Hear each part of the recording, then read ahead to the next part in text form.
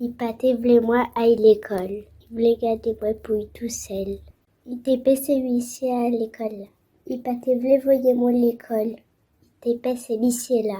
Il était pas ne pas comprendre nous. Il était pas ne pas comprendre nous. Il était pas.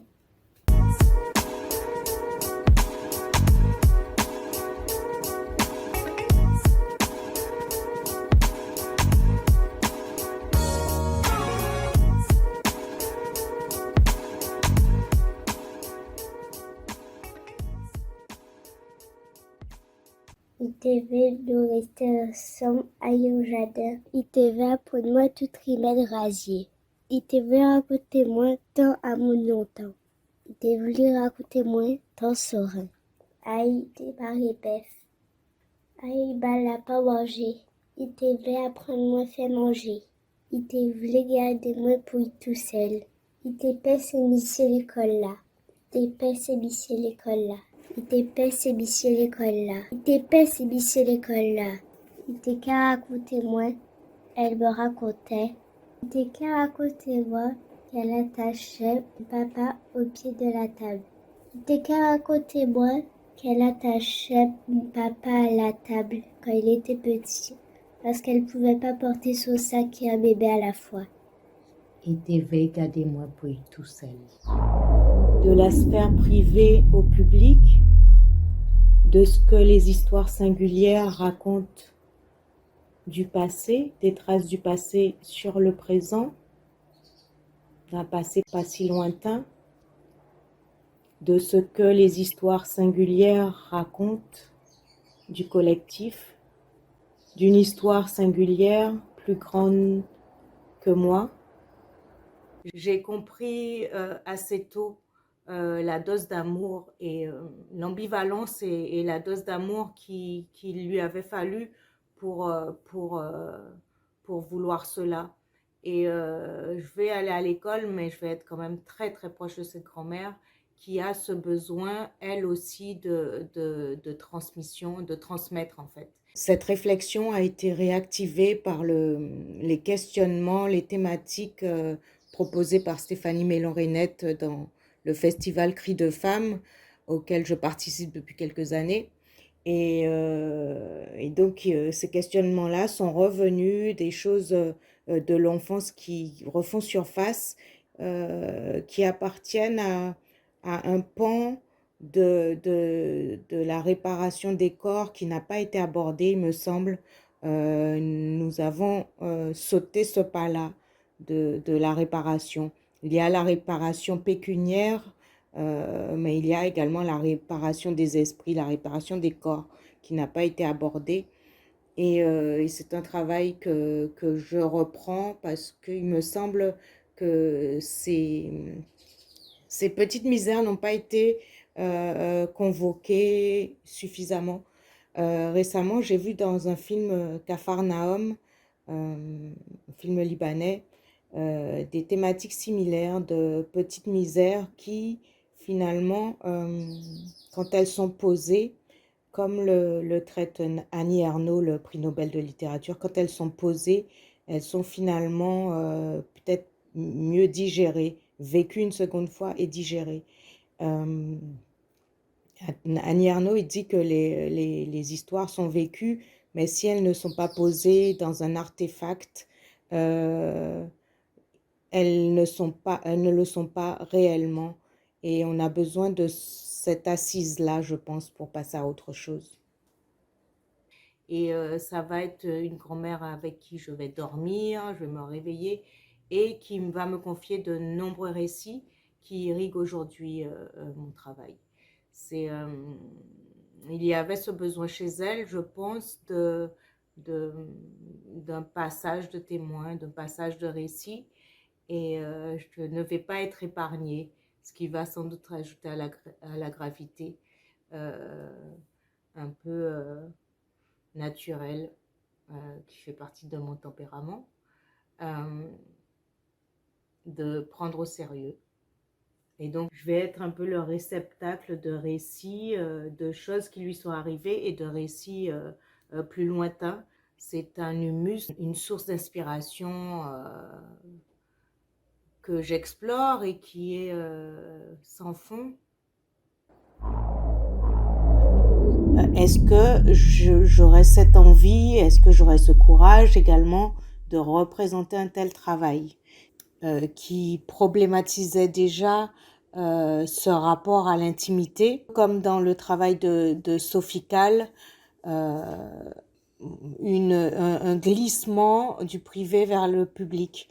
Je me trouve souvent tiraillée quand mon travail, qui est autobiographique, très intime à certains moments, contient des choses qui n'engagent pas forcément que mon intimité d'ailleurs. Donc il y a pour moi des fois un espèce de frein, ou en tout cas de gros atermoiements internes, à savoir est-ce que je présente ça, est-ce que je ne présente pas ça, jusqu'où je peux aller. J'avoue que cette réserve est vite balayée. S'il y a quelque chose que j'ai retenu de toutes ces années Sorbonne, c'est l'audace avec ses profs transgressifs. Il y a toujours eu quelque chose de sulfureux, de subversif dans mon expression. Il fallait cela, il fallait cette insolence-là, je pense, à un moment pour s'en sortir. J'en ai pas l'air, mais j'ai une grande confiance en ce que je fais, en mon travail en général. Je pense que le travail artistique est plus grand que nous, et je pense que nous sommes des passeurs de quelque chose, nous sommes un témoin, un segment. Donc au final, la pudeur, c'est la tête baissée de nos parents qui courbaient l'échine et qui faisaient le dos rond en attendant que ça se passe. Enfin, c'était un faux calme en fait, puisqu'on sait la résistance qu'il y a eu malgré cela. Donc cette pudeur et cette tête baissée, c'est fini quoi. Et être sur Paris, c'est vraiment jouir d'une liberté nouvelle, puisque affranchi du regard et du, qu'en dira-t-on, du regard villageois. Le poids social, enfin le poids du regard de l'autre aurait rendu toute liberté impossible. Ceci étant, mon père vient régulièrement visiter ma chambre atelier, et j'ai cette réflexion que je fais un travail de malpropre. Et venant de mon père, je sais très bien que ça ne vise pas les tâches qu'il y a sur le mobilier, qu'il parle du fond de ce que je fais. Et à partir de ce moment-là, il y aura une volonté de dissimulation. Donc il y a cet usage de l'anglais au départ pour camoufler, et sans doute pour préserver, oui, la sensibilité de l'autre. Chose qui va venir un peu en opposition avec mon travail un peu plus tard, où ce souci-là de préserver le regardeur ne sera pas forcément pris en compte. Je me rappelle de la réflexion de mon prof qui était dans l'assistance, le jour où je présente un film expérimental en Guadeloupe pour la première fois, qui me dit qu'il faudrait penser peut-être au confort du regardeur. Justement, l'idée, c'était de déstabiliser le regardeur et de n'avoir aucun égard par rapport à ce confort-là et à la réception de l'œuvre. Le son était altéré, l'image était cradée au maximum, et il y avait cette volonté de secouer.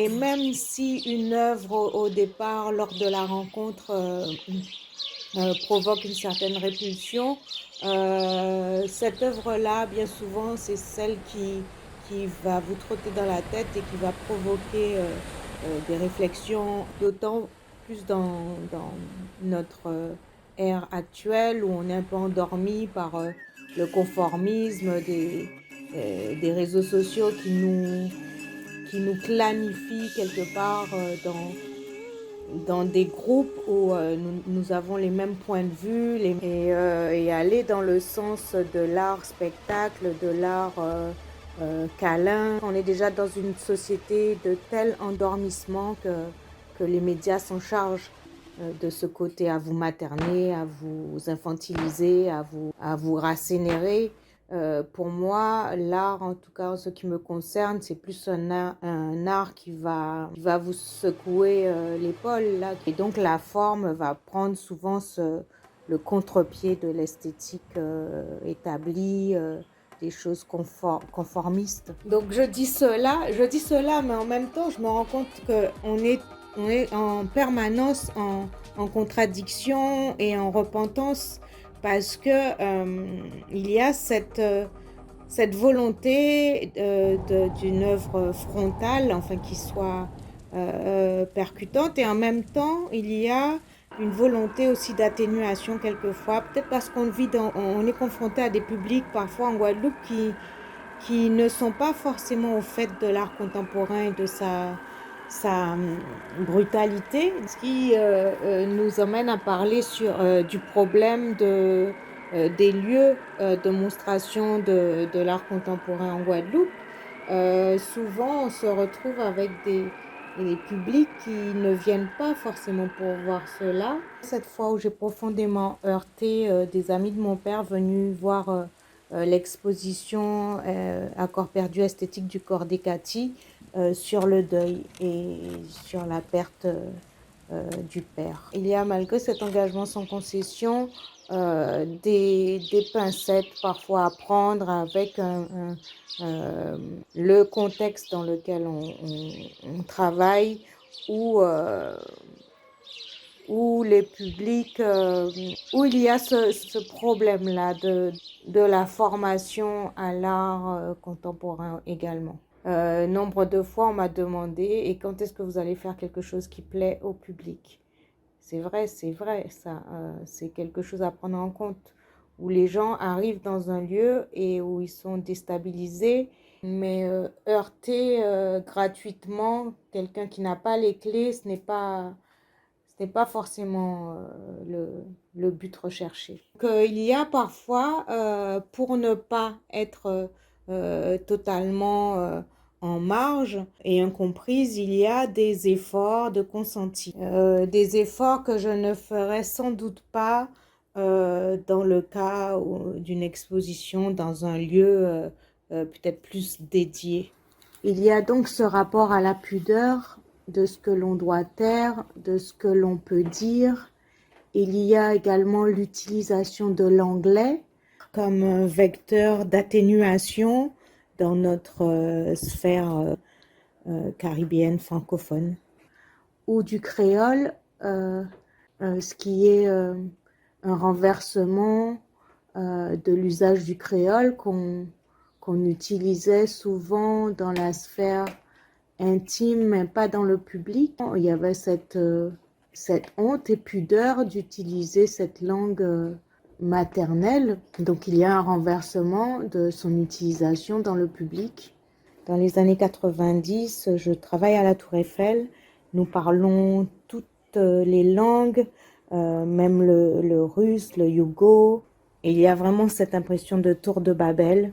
Donc c'est un travail qui est là depuis longtemps, qui se fait sur le temps, et je ne sais pas si on a le recul nécessaire en tant que créateur pour pouvoir parler ainsi de son travail, mais j'essaie de synthétiser un petit peu entre ce qui s'est fait, ce qui se fait aujourd'hui, et y trouver le fil. Donc il y a cette grande tranche parisienne, mais il y a un ancrage profond dans la culture locale, du fait de cette prise de conscience politique très tôt, quand on vient d'un milieu rural pas forcément favorisé. La politique est présente et mon père fait partie des personnes avec une de mes tantes qui, dans les années 80, 84 précisément, participe avec l'UPLG à la plantation du riz à Sainte-Rose. Et à la maison, on écoute Radio Tambou. Et on est vraiment dans la lutte, on va dire, puisque c'était des activistes à l'époque. Et, et donc, il y a une recherche alternative à ce que nous vivons et une conscience déjà qu'on doit aller vers une autonomie alimentaire. Donc mon père est de toutes les veillées, les roses, avec son ghetto blaster à l'époque, énorme truc, il enregistre des tonnes de cassettes audio. Et donc c'est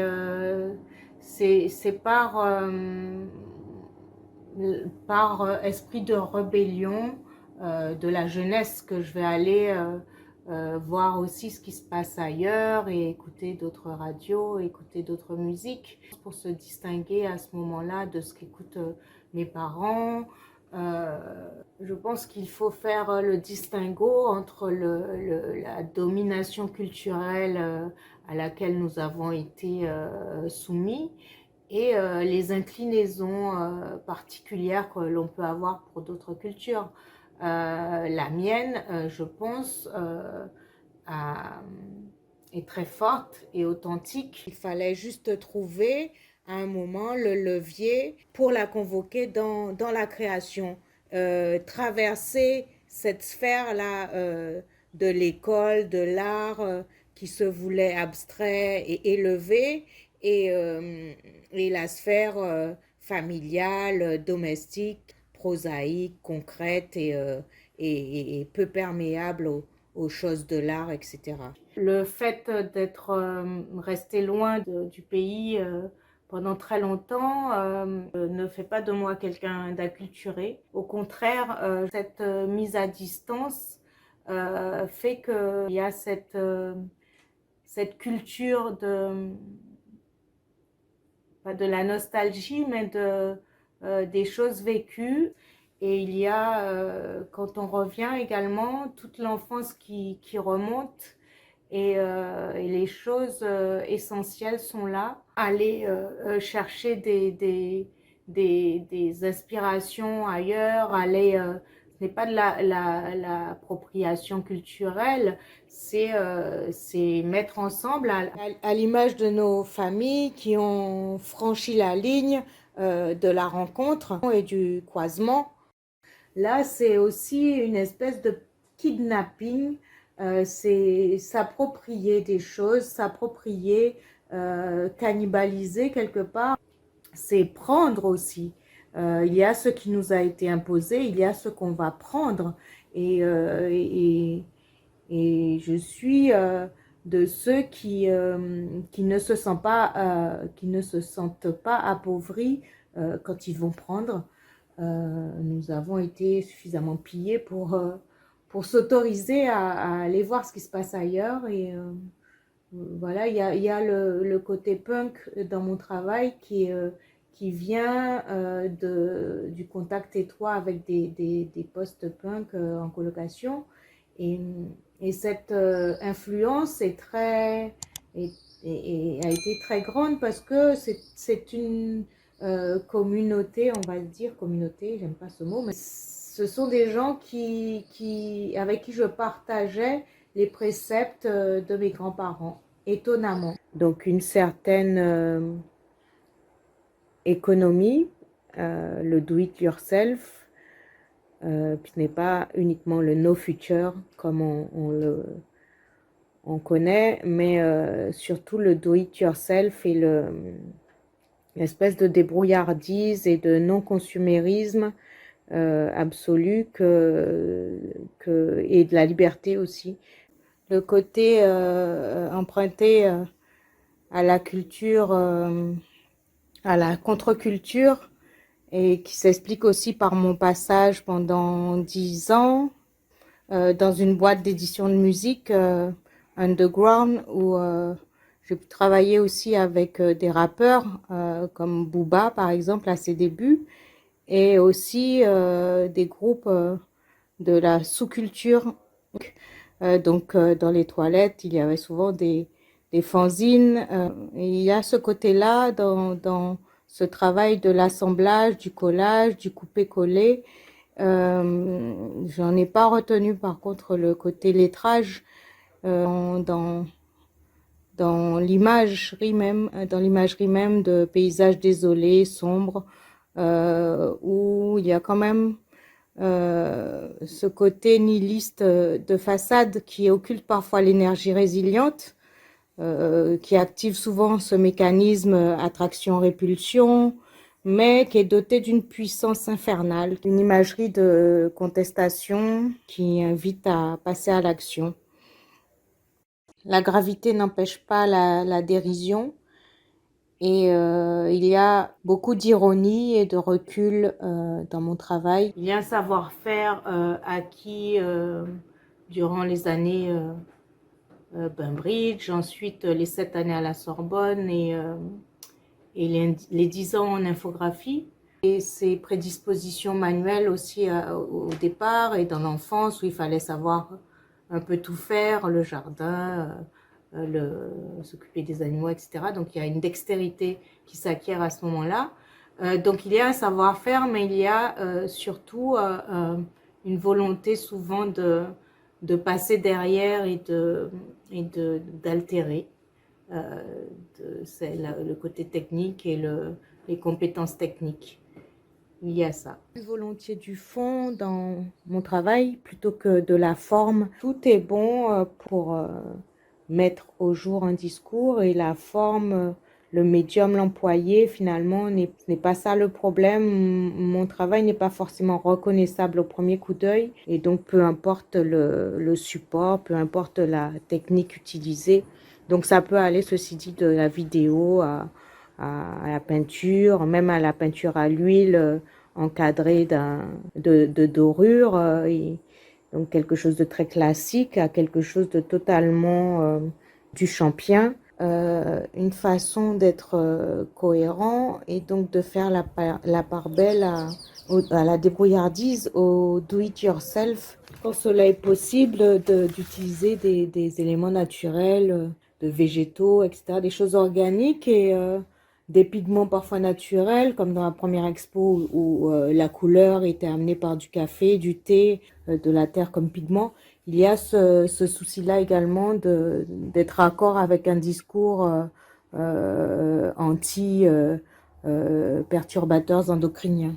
Un art un peu fauché, un art qui fait un clin d'œil à l'arte povera, privilégiant la récupération, ce qui m'a joué des tours des fois quand j'ai présenté un travail dans des lieux pas forcément appropriés, et donc sur des cimaises un peu bancales, ou du coup ça rendait pas comme ça rendrait dans un lieu immaculé de monstration, dans le côté où le no futur s'affiche dans mon travail, matiné d'une dose de pessimisme ou de lucidité plutôt.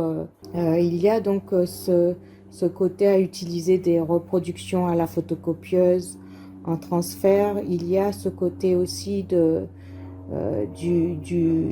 en peinture de la fine couche, où il y a une économie de moyens en fait. Et s'il y a ce terme-là qui revient souvent, qu'on me demande de réaliser quelque chose de vendeur, c'est qu'il y a bien ce souci-là, justement, de ne pas me préoccuper en général dans mon travail de cet aspect objet pouvant plaire et pouvant être potentiellement, qui plairait à un potentiel acquéreur. C'est vrai que c'est pas mon souci premier quand je crée de faire quelque chose de beau qui va plaire, notamment au marché. Mon travail, tout intime qu'il soit, se situe dans deux espaces. L'espace de naissance avec tout le bagage de l'enfance, tous les récits de l'enfance, le vécu, et se déploie dans un ailleurs qui est l'Hexagone, donc il part de milieu rural à une vie totalement citadine, part aussi d'une sphère intime pour parler au monde quand il s'agit de deuil, de perte, de mutation en tout genre. Ces questions qui sont évoquées, qui sont posées, la gestion des déchets, les déplacements de population, que ce soit comme je l'ai vécu pour des problèmes de santé, quand on parle de mon jeune frère atteint de glaucome, pour des raisons climatiques, comme nous l'avons fait après le cyclone Hugo, ma famille et moi, ayant tout perdu. Donc, un déplacement pour cause de santé, de travail, pour raisons climatiques, pour raisons d'études. Donc, c'est un travail intime, mais qui pose des questions qui nous concernent tous sur des sujets pressants. L'idée du vase clos et de la satisfaction de son petit microcosme est quelque chose d'insupportable. Et il faut cette ouverture, il a fallu cette ouverture en 2005. Un voyage en Afrique très inspirant puisque c'est un séjour qui se passe au milieu des familles, en Casamance, la Gambie, c'est le retour vers Saint-Louis du Sénégal, Gorée, etc. Je ne m'attendais peut-être pas à un tel choc en fait, et surtout à Gorée, sur l'île de Gorée, malgré ce qu'on en sait aujourd'hui, que ce ne serait pas un si haut lieu de la traite négrière, que les plus grandes déportations ont eu lieu vers la Gambie, tout ça. Malgré la démythification de ce lieu-là, de la maison des esclaves, il y a cette rencontre avec Joseph Boubacar Ndiaye, qui est conservateur du musée à l'époque. Et il y a l'entame d'un travail qui s'intitule Lettre à mon père. Quand j'en parle à mon grand-père, il y a un hola tout de suite, en pavoye hola, qui moun qui voyait hola, en page point coufrette, etc. Donc il y a un stop à cet élan. Et en fait, oui, je lui raconte que j'ai ramené quelque chose de Guadeloupe, que j'ai enterré et que j'ai fait de même. J'ai ramené un petit panier rempli de sable de Gorée. Et il me dit, et quoi fait ça aussi en plus? Voilà. Non, ce n'est pas drôle, c'était sans doute une grande blessure pour mon grand-père de parler de ses origines africaines. À l'époque, il n'y avait pas cette réappropriation identitaire. Et donc, oui, il y a ce passage en Afrique où je me suis vraiment sentie, où c'est un peu viscéral, un peu tripal, où on se sent chez soi. Je l'ai souvent entendu dire d'ailleurs par les personnes d'ici qui repartent en Afrique.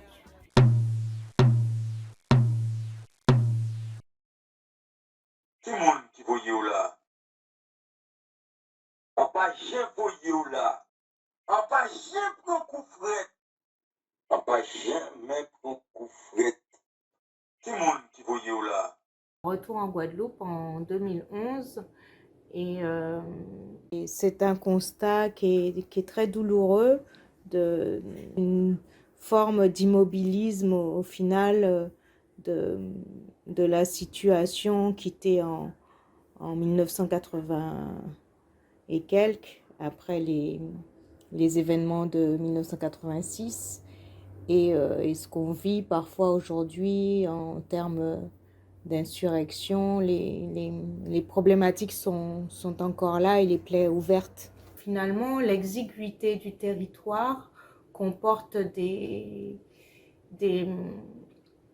pièges, mais en même temps, c'est un projecteur qui est tout de suite mis sur le travail d'un artiste qui travaille régulièrement et un peu sérieusement, mais tout est à faire. Et il y a l'envers aussi de territoire exigu, c'est que tout le monde se connaît, tout se sait, et le travail artistique est déjà si prenant, c'est déjà une telle charge de travail qui nous fait frôler parfois l'épuisement que je n'ai pas envie de m'appesantir sur les histoires, de m'intéresser aux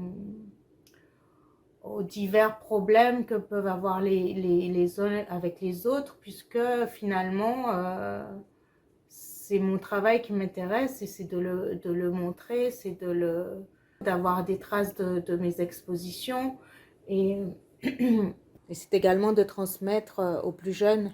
Cette année, avec l'association We and Art et Laurent Xarier, où j'ai pu passer d'établissement scolaire en établissement scolaire, de la maternelle jusqu'au lycée, avec un artiste avec qui je partage des thématiques et aussi la pratique du numérique, qui est Kamoun. Donc nous avons travaillé pendant une année sur le jardin social au sein des écoles, et l'association We and Art pour cela mène un magnifique combat, et ça a été très, très valorisant de pouvoir ainsi agir quelque part sur les enfants, sur ceux qui deviendront les acteurs de la scène culturelle à venir. On n'a pas parlé du fait d'être maman artiste. C'est quelque chose que j'assume pleinement. Les enfants jouent un rôle particulier dans mon travail. Le désir de maternité, c'était pas quelque chose d'évident pour moi, mais c'est très bien assumé. Mes enfants entrent beaucoup dans mon travail, notamment dans les films expérimentaux. Les jumeaux, parce que la gémellité a quelque chose de fascinant et de très photogénique, et ma fille également. Pendant longtemps, j'étais la seule à pouvoir prêter corps à mes délires, à mes envies, enfin ce que je voulais mettre en image.